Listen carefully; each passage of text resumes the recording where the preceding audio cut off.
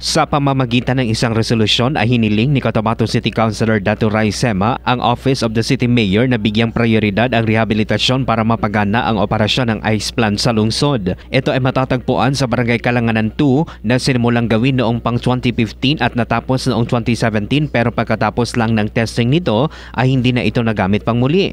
Nitong nakaraang linggo, nakipagpulong si Sema sa grupo ng mga magsasaka at mangingisda sa lungsod at isa ito sa idinaing ng mga mangingisda. Sinabi ni Sema na isa ang pangingisda sa ikinabubuhay ng mga residente sa lungsod at malaking tulong sana ang ice plant para sa kanilang kabuhayan. Sayang lang ayon kay Sema ang pondo na ginagamit para ipatayo ang ice plant gayong hindi naman ito napapakinabangan. Let us not allow a project with so much potential to remain in decay. Instead, let us breathe life back into it for the benefit of those who feed our city and sustain our people.